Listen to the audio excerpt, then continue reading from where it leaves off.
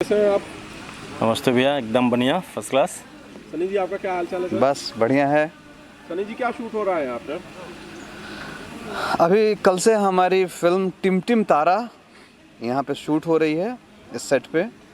और हम लोगों ने 2 फिल्मों का मुहूर्त किया है जो मैंने दिया है आपको डिटेल्स। एक टिम टिम तारा और एक अठरंगी दुल्हनिया।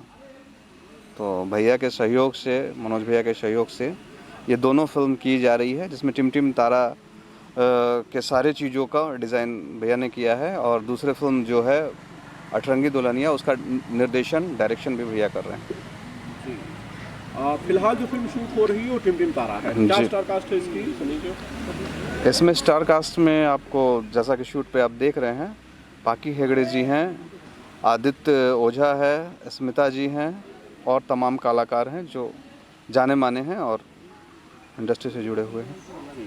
मनोज जी, जिस फिल्म को आप निर्देशित करने वाले हैं अठरंगी, उसके बारे में मुझे बताइए, कब से उसे शूट करेंगे? इसके बाद ही शूट होगा बैक टू बैक? जी। कलाकारों का चयन चल रहा है, क्या स्टेटस है इसका? अठरंगी दुल्हनिया हम अभी स्क्रिप्ट पे काम चल रही है और स्टार कास्ट अभी मैं कल मुंबई पहुंच करके उसका फाइनलाइजेशन शुरू हो जाएगा।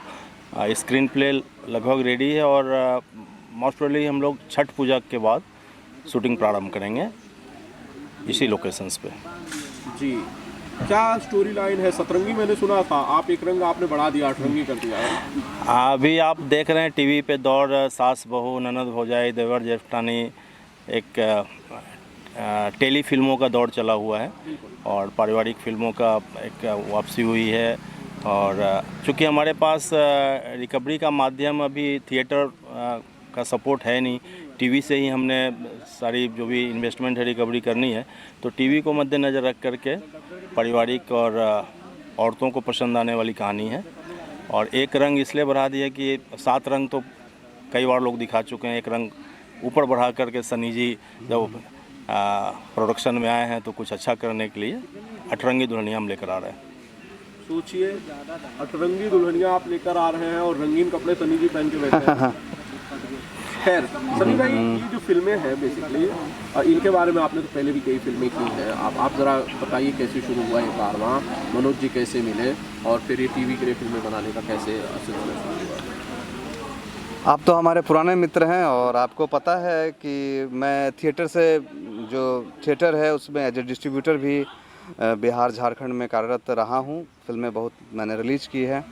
तो लॉकडाउन से पहले जो मैंने कुछ फिल्में बनाई थी, उस समय जब थिएटर और सिनेमा हॉल से कुछ रिकवरी आ रही थी, अब तो रिकवरी ना के बराबर हो गई है, बहुत कम हो गई है।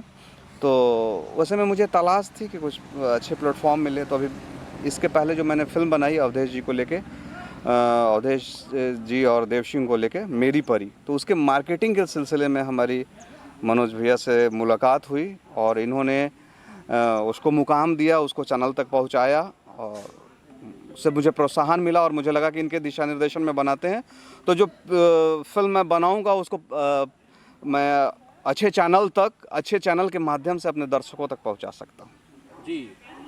मनोज जी, लंबे समय बाद आप निर्देशन में आ रहे हैं। इससे पहले हालांकि सभी को पता है कि आपने फिल्म की थी 15-17 साल पहले। इस बीच में शायद आपने एक फिल्म और की है जिसके उस दिन मैं रेशेस देख रहा था आपकी ऑफिस में। कितने एक्साइटेड हैं सर आप इन प्रोजेक्ट्स को लेकर? एक्साइटमेंट हर प्रोजेक्ट के साथ बढ़ते जाता है। अभी आपने सही बोला, 18 साल बाद हमने करी है बोले चूड़ियाँ बोले कंगना और काफ़ी अच्छी फिल्म बनी है। बहुत जल्द चैनल पे प्रदर्शित होने वाला वो भी।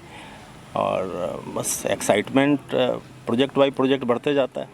सर, गाने का टेस्ट आपका बहुत बेहतरीन है। तो थैंक इस यू, फिल्म थैंक के यू, अंदर थैंक किस यू, प्रकार के थैंक गाने होंगे, कौन गाएंगे, कुछ वो भी बताएंगे?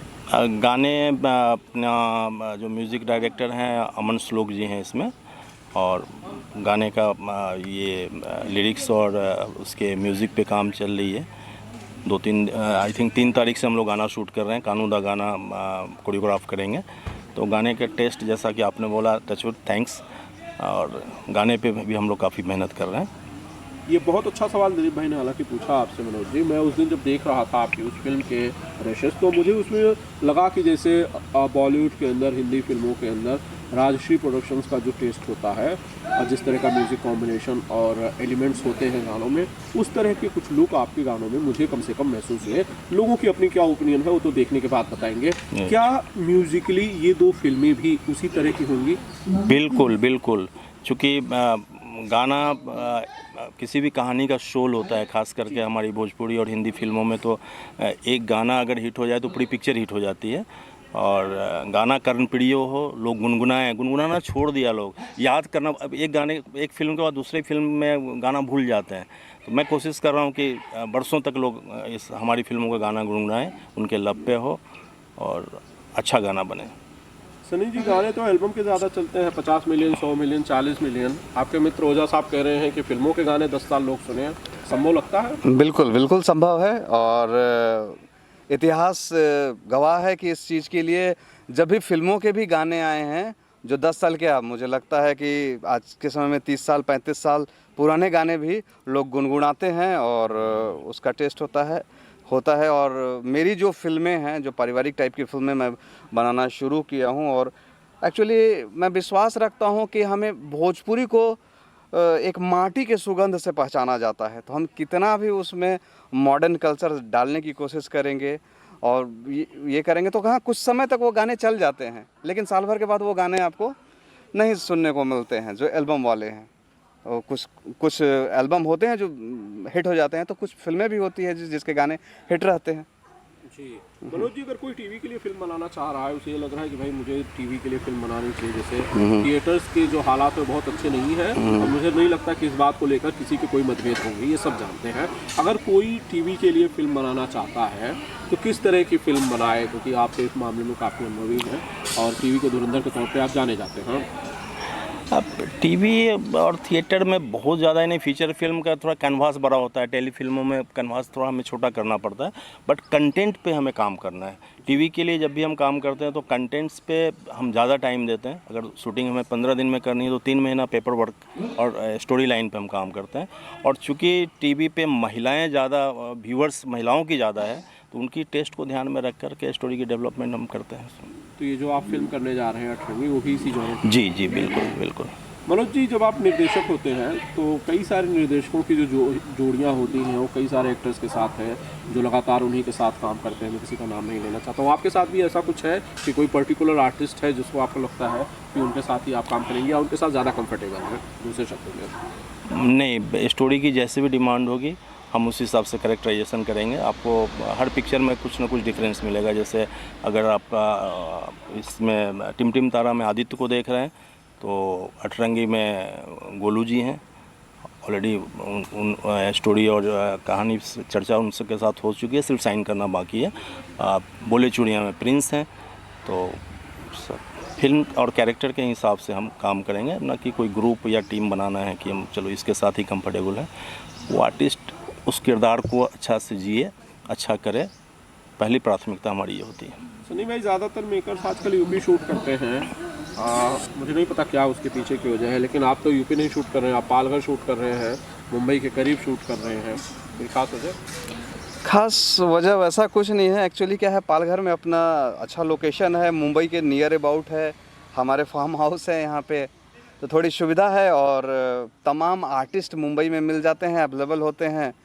तो मुझे कंफर्टेबल लगा स्टोरी के कारण, क्योंकि वो ऐसी स्टोरी है जिसके लोकेशन यहाँ अवेलेबल है। अगर आप कुछ वैसी कहानी शूट करना चाहते हो जो जिसमें बिहार और उत्तर प्रदेश का वो खुशबू दिखाना हो, तो आप यहाँ नहीं कर पाएंगे। वैसे गांव नहीं मिलेंगे, वैसी चीज़ें नहीं मिलेगी, तो फिर हमें जाना पड़ता है वहाँ। स्टोरी के डिमांड पर डिपेंड करता है। खैर, ये जो प्रोड्यूसर डायरेक्टर की जोड़ी है, ये दो फिल्में जो आप लोग शुरू किए हैं, मैं समझ रहा हूँ ये तो शायद झांकी है, आगे भी कुछ और करने का प्लान जरूर है। बिल्कुल बिल्कुल बिल्कुल, बहुत कुछ किया जाएगा। और जब हमने किया है, कैमरे के आगे आपने सवाल किया है, हम सवाल का जवाब देते रहेंगे और आगे प्रोजेक्ट फिर करते रहेंगे। एक सर से मेरा सवाल रहेगा, सर काफ़ी लंबा समय लगा आपको निर्देशन वापस आने के लिए, क्या कुछ कारण? बड़े विस्तार में बताना पड़ेगा, लंबी स्टोरी हो जाएगी।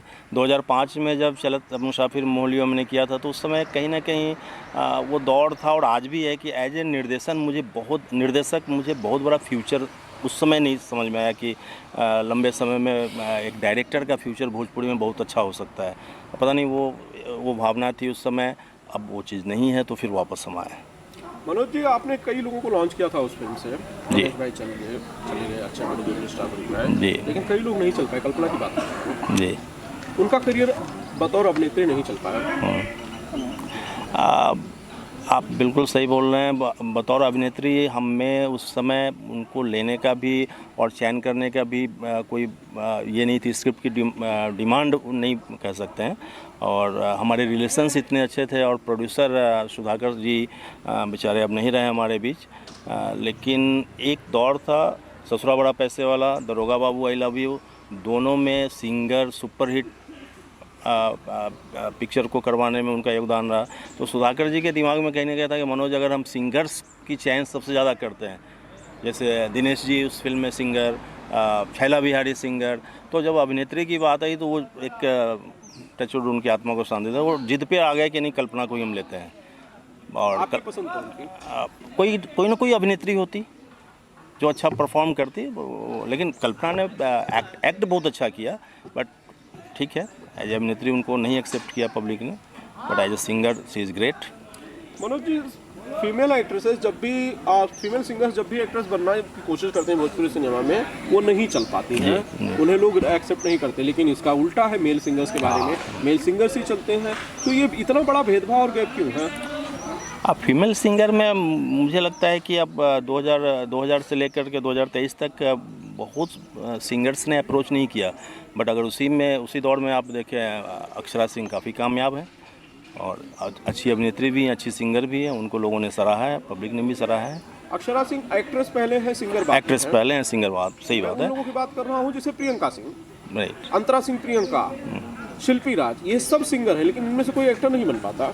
हाँ, ये विरोधाभास है, इस पे आपने प्रश्न किया, लेकिन कभी हमने इस एंगल से सोचा नहीं। और मुझे लगा कभी female singers as an actress approach नहीं करी प्रॉपर, कहीं ना कहीं अप्रोच की भी कमी है, ये भी रीज़न हो सकता है। खैर, मैं इसमें अलग से आपसे एक डिटेल चर्चा करूंगा। बहुत बहुत शुक्रिया। अच्छा, मैं एक सवाल सर से ले लेना चाहता हाँ, हूँ। सर, जरा दर्शकों को बताइए कि आज जो शूटिंग हो रही है, क्या कुछ सीन चल रहा है, थोड़ा सा दर्शकों को बता सकें।